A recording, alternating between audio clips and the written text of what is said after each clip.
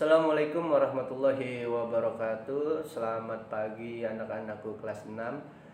Bagaimana kabarnya hari ini? Mudah-mudahan kita semua dalam keadaan sehat walafiat ya.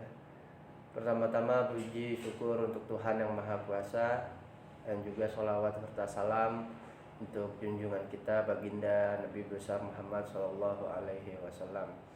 Baik anak-anakku sekalian, hari ini Pak Ilham akan memberikan materi pembelajaran TIK ini untuk kalian semua supaya kalian bisa mengerti ya, dan juga bisa memahami apa materi yang akan Pak Ilham sampaikan kepada kalian ya. Tentunya kalian harus terus belajar karena kalian adalah tonggak daripada penerus atau pemimpin untuk bangsa ini ya. Itu aja mungkin ya pembukaan yang Pak Ilham sampaikan. Langsung aja ke materi yang akan Pak Ilham berikan ya. Materi di sini mungkin bagi kalian yang kelas 6, mungkin di kelas 3, 4, 5 materi ini sering Pak Ilham ulang ya.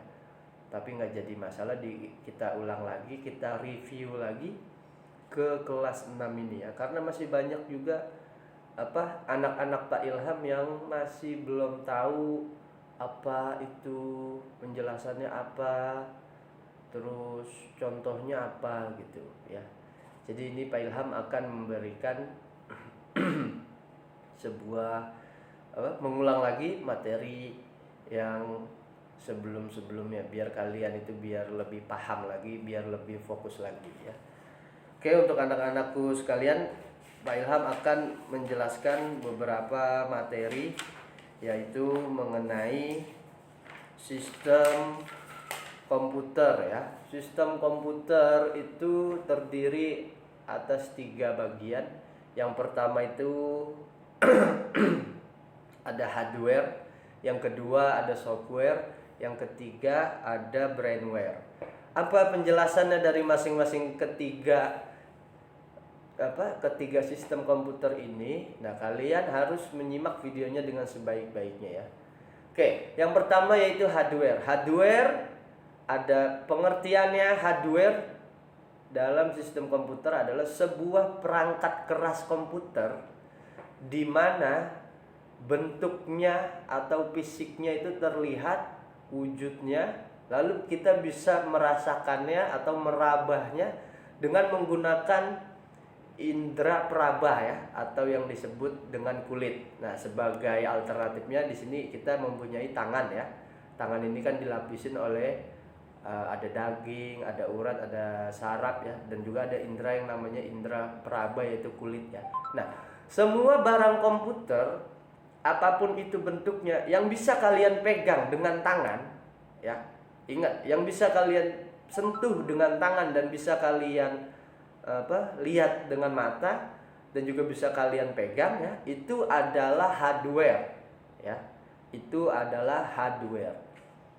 Jadi kalau misalnya nanti ada soal mengenai hardware, apa itu hardware, maka jawabannya hardware adalah perangkat keras komputer.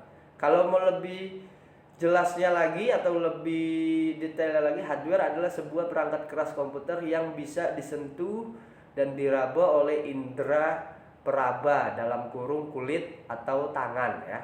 Mungkin itu saja. Nah, yang kedua yaitu software. Software adalah sebuah perangkat lunak komputer. Jadi ada hardware, ada software. Jadi kalau ada hardware, tidak ada software, maka hardware ini tidak akan berfungsi. Begitu juga sebaliknya, ada software, tidak ada hardware, maka software ini tidak akan berfungsi gitu. Jadi software ini adalah sebuah perangkat lunak komputer yang fisiknya kita tidak bisa untuk merabahnya ya. Saking lunaknya dia tidak bisa diraba oleh indera kulit kita. Namun dia hanya bisa kita gunakan atau kita operasikan. Sebagai contoh, ini ada sebuah komputer ya. Sebuah komputer, Lalu di situ ada yang namanya operating system atau sistem operasinya. Misalnya kita memakai laptop atau komputer, lalu di situ kan ada operating systemnya. Operating systemnya apa? Itu adalah Windows-nya. Misalnya kalau kita di sini bisa memakainya Windows 7, Windows 8, Windows 10, atau yang pakai Apple itu namanya Macintosh, ada iOS ya. Lalu yang pakai Linux itu termasuk contoh daripada software. Itu adalah software daripada sistem operasi. Jadi kalau ini sebuah PC atau sebuah perangkat keras, dia tidak mempunyai software, maka perangkat keras ini tidak akan berjalan. Makanya software selalu berpasangan dengan hardware. Begitupun juga sebaliknya ya. Jadi mereka saling keterkaitan. Itu yang akan Pak Ilham sampaikan di materi ini. Karena masih banyak anak-anak Pak Ilham yang nggak tahu penjelasan software dan juga hardware. Padahal Pak Ilham sering menjelaskan ini loh software, ini loh hardware. Cuman mereka pada nggak tahu. Begitu dites di soal jawabannya ngasal. Itu yang bikin mungkin sedikit Pak Ilham kecewa ya.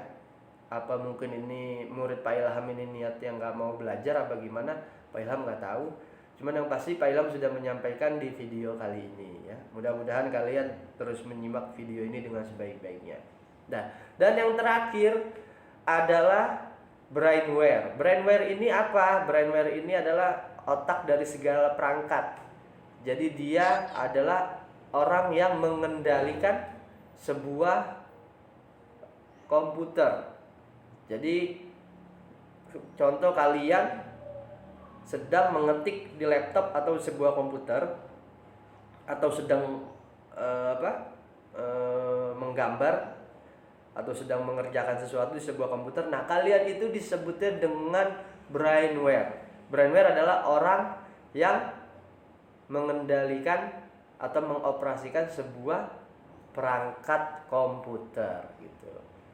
Termasuk kalian ketika main handphone, contoh, kalian itu ada masuk sebagai user, pengguna, atau masuk ke dalam kategori brainware gitu. Seperti kalian di sini masuk ke lab komputer lalu kalian mengetik, nah itu kalian disebutnya sebagai brainware atau orang yang menggunakan dan mengoperasikan sebuah komputer ya.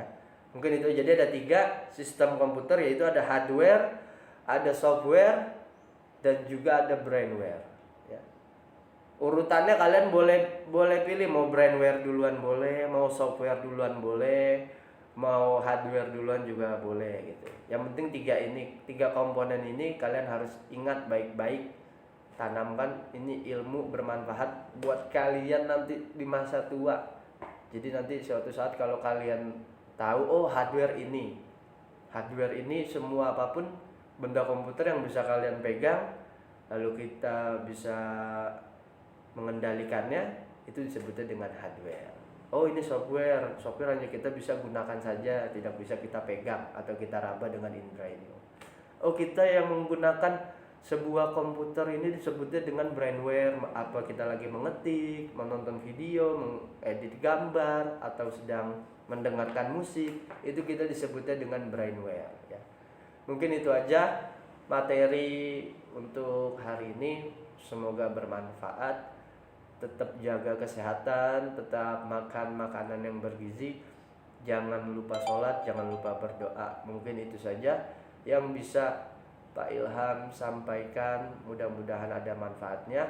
Kalau ada salah kata atau mungkin materi yang kurang jelas, Pak Ilham minta maaf. Pak Ilham cuma manusia biasa ya, mungkin banyak salah, banyak dosa juga. Itu saja mungkin yang bisa Pak Ilham sampaikan, kurang lebihnya mohon maaf. Billahi taufik wal hidayah. Wassalamualaikum warahmatullahi wabarakatuh.